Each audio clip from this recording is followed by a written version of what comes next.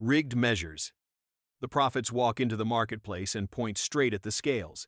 They don't talk theory. They talk ounces and coins. Amos hears the whisper. When will the Sabbath end so we can sell again? Let's make the basket smaller and the price bigger. That's not smart. That's theft with a smile. Micah sees the same trick. Heavy stones when they buy, light stones when they sell. You pay more, you get less. God calls it wicked scales. Not clever. Wicked. Why does this hit now? Because the outfit changed, not the goal. Hidden fees, shrinking packs with the old price. Free trials that lock the cancel button in a maze. Contracts so foggy you need 3 coffees and a lawyer. It's just a few cents, someone says. Stack those cents across a city and watch bread rise, rent rise, tempers rise. The poor feel it first, everyone feels it later. The cereal box looks the same, but the air inside grew. The app adds a service fee, then a platform fee, then tax recovery. You tap pay because the bus leaves in 5 minutes. That's how it wins. Not with one big punch, with 1,000 tiny pinches. The prophets don't just shout. They explain the damage. Rot the scale and you rot the street. Trust breaks. Deals turn into hunts. Neighbors become targets. Business becomes a game of how much can I get away with? God doesn't grade this on a curve. He weighs the weights. Cheating isn't creative. It's cursed. What does honest look like? Clear words, clear pounds, clear bills. If the price changed, say it. If the terms bite, show the teeth before the bite. Put the total cost up front. Make the receipt simple enough a kid can read it. If you sell, build your page with no dark patterns, no pre-checked boxes, no subscribe forever, unless the button to leave is just as big. If you build products, label sizes by real measure, not fluff. If you're a customer, don't reward the game. Ask the clerk to scan again. Email support and get it in writing. Leave a review that tells the truth without rage. If the company fixes it, update the review so fairness gets a spotlight too. Quick tests the prophets would nod at. Would I sell this to my mother at these terms? If no, the scale is crooked. Could I explain this fee in one sentence without hiding? If no, it's a trap, not a term.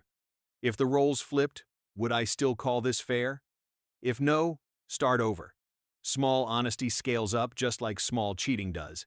One clean receipt becomes repeat business. One straight contract becomes a steady street. One clear product page saves 100 angry emails. And that piece spreads. God's push is simple. Let justice roll like water, Amos says. Let the numbers be honest, Micah adds. Because when the scales are true, people breathe. Prices mean what they say. Work pays what it promises. And a city starts to feel safe in the ordinary places. At the counter, on the app, in the cart. That's not soft talk. That's how a market stays human. Stolen wages. God puts wage theft in the same list as sorcery and lies, which tells you how serious this is. Malachi says God will come near for judgment against those who cheat workers. Jeremiah points at a king who builds a fancy house but won't pay the builders and calls it wrong. This isn't abstract. It's payday that keeps sliding. It's exposure instead of a check.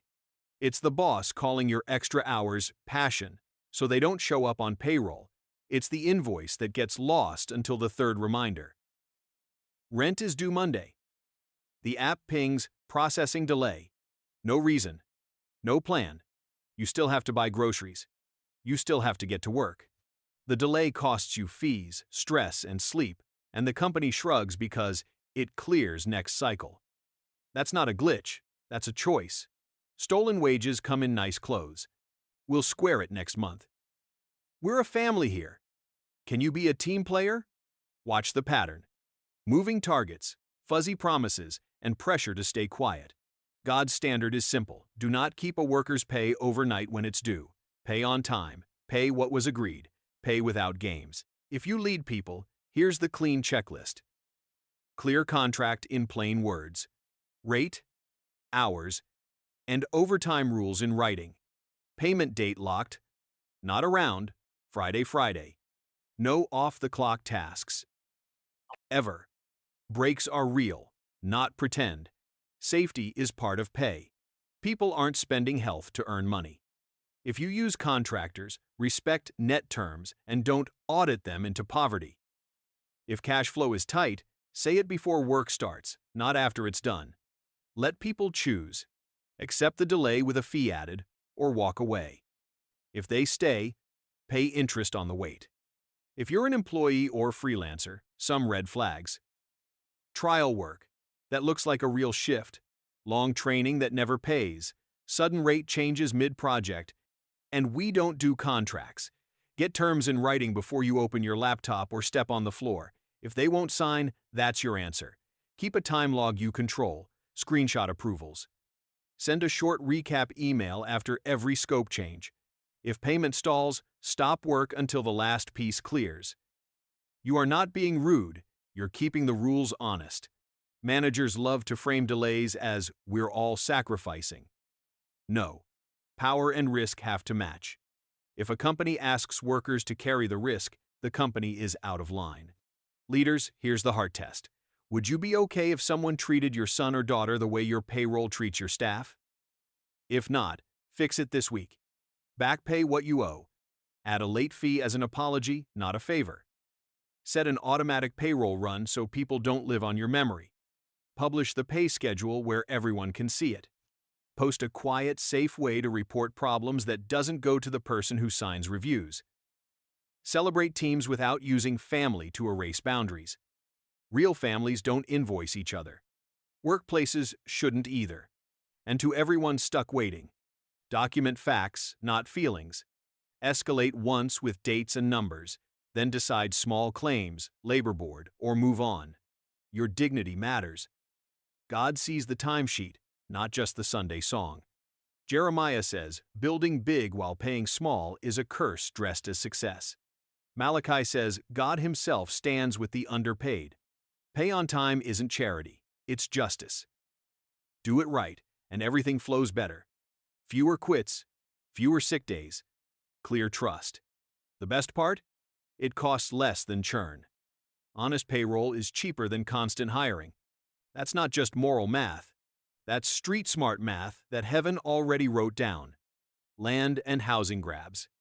Isaiah looks at the skyline and says, "Woe to you who add house to house until no space is left." Micah watches the morning paper and says, "They plan it at night and take it by day." Fields, homes, people's inheritance. Different prophets, same problem. When a few scoop up the land, many lose their future. This hits hard now. A block gets bought, then emptied. Lights off, curtains closed. Investment, they say, while families hunt for a place they can afford. Rent spikes, deposits double, and a notice can end a year of stability in one envelope. It's not just numbers, it's kids changing schools again. It's grandparents moving away from doctors and friends. It's a city that forgets its own people. Scene: an orange paper taped crooked on a door. 30 days. No reason you can afford to fight. The new owner wants flexibility. You're not a person to them. You're a line on a sheet. The prophets don't call it smart growth. They call it wrong. Land was meant to serve people, not swallow them. Homes are for families, not for trophies. House to house sounds like progress until you notice the street getting quiet because no one who works there can live there. Let's talk plain steps. If you're a landlord with a conscience, write leases in simple words. Cap rent increases to something a real paycheck can handle. Add a mercy clause for job loss or sickness. Offer longer terms for good tenants. Fix things fast without being begged. Count people as neighbors, not units. If you're an investor, buy to house, not to hoard. Avoid buy to leave, empty windows, rot a block. Resist mass evictions to flip optics. Phase it, so people aren't forced onto the street. Partner with local groups to keep a percentage truly affordable. Take a smaller return so the city doesn't pay the price later. If you're a tenant, document everything. Send repair requests in writing with dates. Learn your local notice rules. Don't pay cash without a receipt. If an inspector pops up unannounced, ask for ID. Build a file with photos, emails, and the lease. Talk to neighbors alone. You're quiet. Together you're heard. City leaders, you have levers. vacancy taxes on long-term empty properties, incentives for keeping units affordable, limits on corporate bulk buys in starter neighborhoods, fast-track permits for owners who keep tenants during upgrades, legal help desks at City Hall so people don't get steamrolled by paperwork. Churches and community groups, you have people power. Map who is at risk on your block.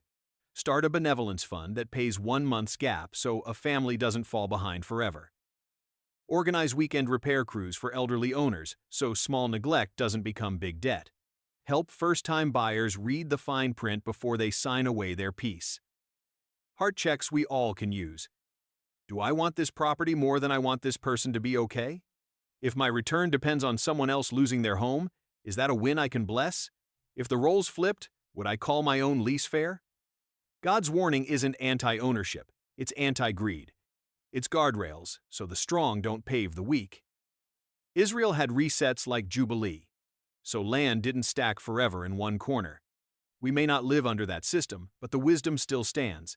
Stop any cycle where a few climb by pushing many down. Maybe your part is small. One landlord who keeps one rent sane. One buyer who chooses a lived-in street over a hollow one. One city that says no to hoarding and yes to homes. That's how you turn a prophet's woe into a neighbor's thanks. Protect space for people, and a city breathes again. Lights on, curtains open, kids on bikes after dinner. Not a spreadsheet win. A human win. That's what God blesses.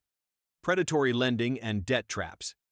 Habakkuk points at a banker's smile and says, "Woe to him who piles up what is not his." Ezekiel adds, "If a man lends at interest and crushes the poor, he will not live." The message is simple. Profit that feeds on fear is rot dressed up as paperwork. Today it shows up loud and quiet. Payday loans with glittery signs, zero down that hides a mountain in the fine print, credit cards that start kind and then jump the rate when you blink, buy now, pay later on groceries, clothes, games, stuff that's gone before the bill shows up. Scene. You're at the counter. Your car died. You need it for work tomorrow, the clerk says. Easy approval. $89 every 2 weeks. The contract is a small book. You sign because you feel cornered. 3 months in, the fees stack like bricks. Miss once, the penalty wakes up and eats your paycheck. That's not help. That's a trap with a doormat. The prophets don't hate loans. They hate leverage that turns a neighbor into prey. Ethical lending looks boring in the best way. Clear rate, clear term, no surprise jumps, and a real path out. If you lend, check your heart. Would I offer this deal to my sister? If yes, good. If no, fix it. Put the total payback in bold at the top. List every fee in one plain list. Make the stop button as big as the start. Reward early payoff. Cap interest so debt can actually end. Turn collectors into coaches. Here's how we help you get free. Not, here's how we get your last dollar. If a client misses a payment, call with options, not threats. Share a budget tool, a deferral, or a lower rate for 3 months. You'll keep more customers long-term by helping them breathe. If you borrow, slow down. Before you sign, write the total cost on paper. And what's the fastest way to pay this off without penalties? If the answers are foggy, walk away. Don't be shamed by a desk lamp and a sales grin. Bring a friend on speaker. Say, I need 5 minutes. Predatory deals hate time. They live on panic. Build one small shield right now.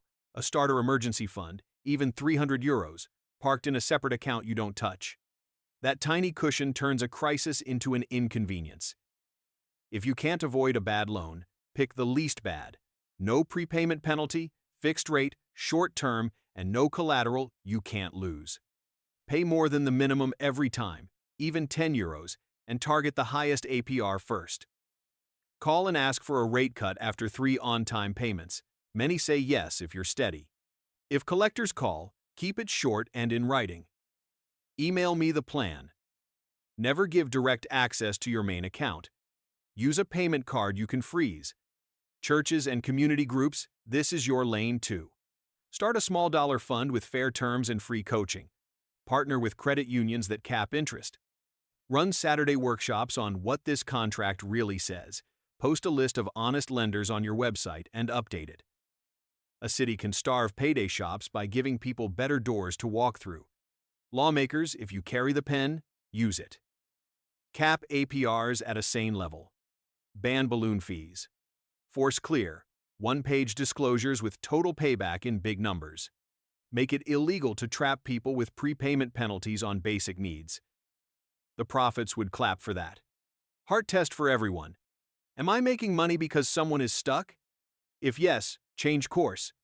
Money that grows by strangling someone else is already losing. Better to earn slower and sleep. Better to help people leave your loan than to keep them forever. Habakkuk's woe isn't poetry. It's a siren. Ezekiel's warning isn't theory. It's a mirror. Build deals that set people free and watch something strange happen. Your reputation rises, your stress drops, and your city gets a little kinder. That's good business the prophets would actually bless. Worship without justice. Amos listens to the music get louder and says, "I hate your songs." Isaiah watches people fast and says, "You bow your heads but you keep the chains on." That sounds harsh until you see what they're pointing at.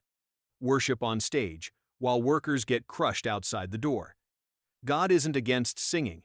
He's against singing that hides a broken city. In Amos, the people bring offerings, raise hands, and hit perfect harmonies, but the poor can't get a fair hearing and the marketplace runs on tricks. In Isaiah 58, the nation is proud of its fasting.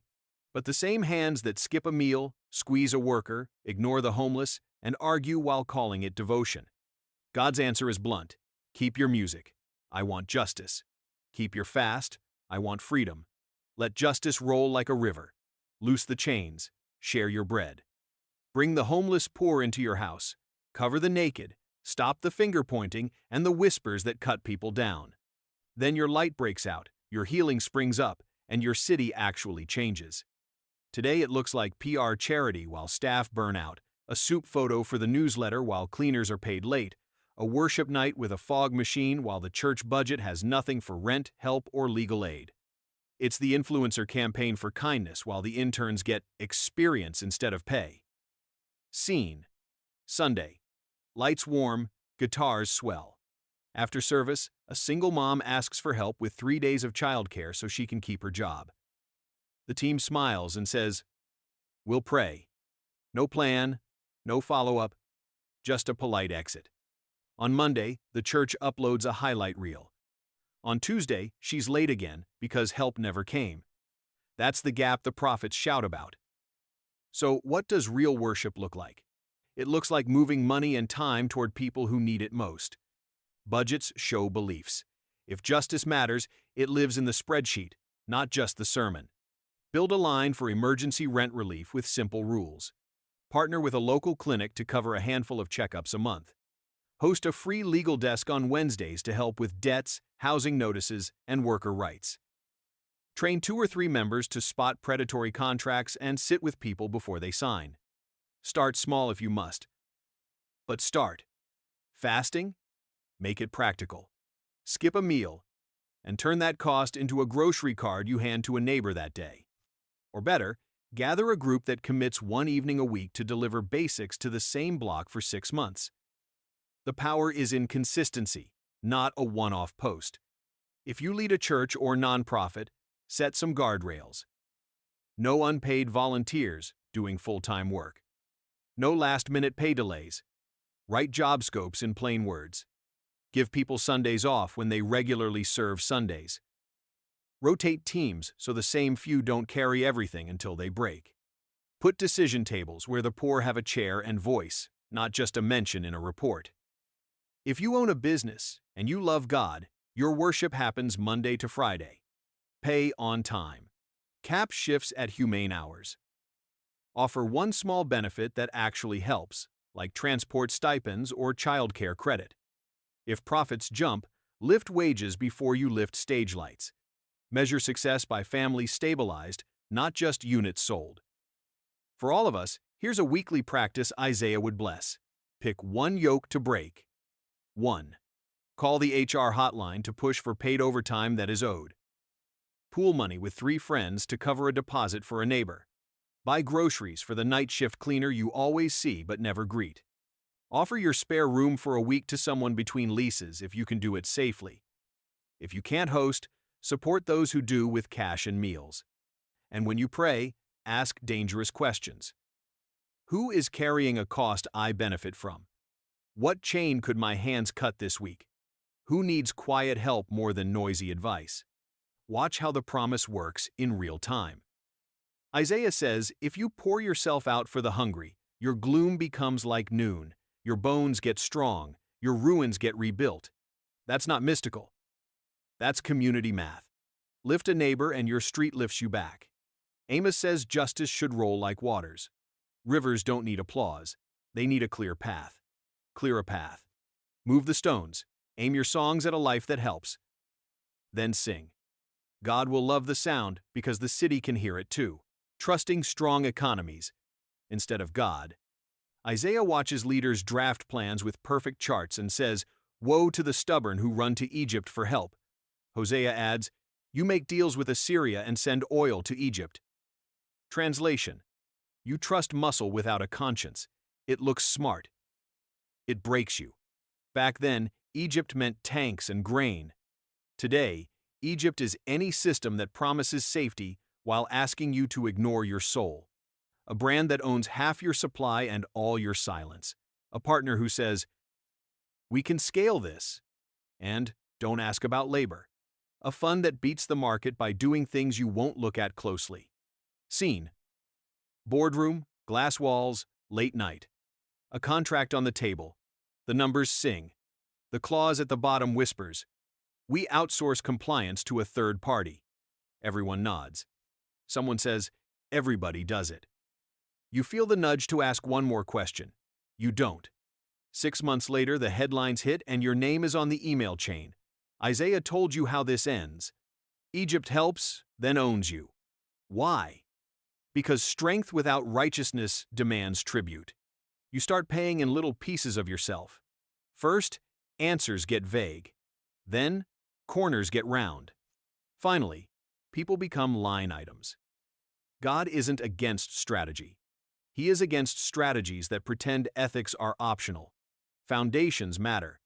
Sand looks fast, rock looks slow, but storms always test what you trust. So, what does trust with a conscience look like? Here's a simple build order. First, a rule of life for money.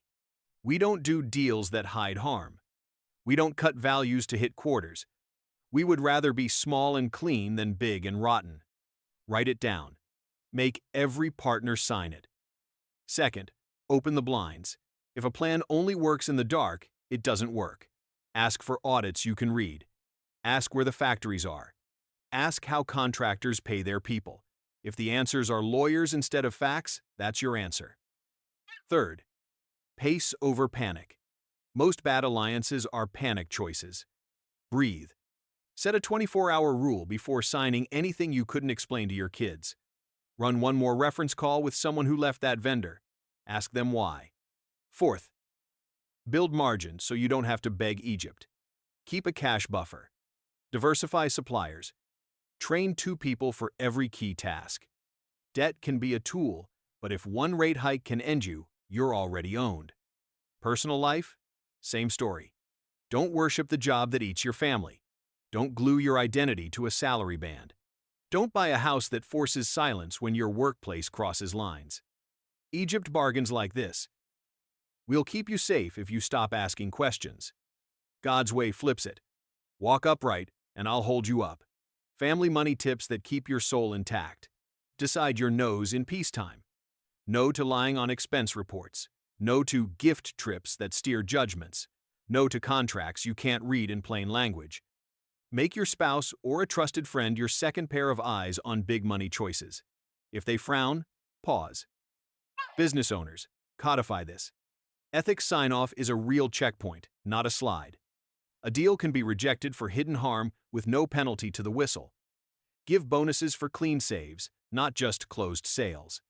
Publish a one-page supplier code with 3 tests: fair wages, safe work, truthful invoices, random checks. If it fails, you walk. Churches and nonprofits, Egypt knocks on your door too. A donor with strings, a sponsor that buys the mic. Say this out loud. We don't sell the message to fund the mission. If money changes the truth, it's not a gift, it's a leash.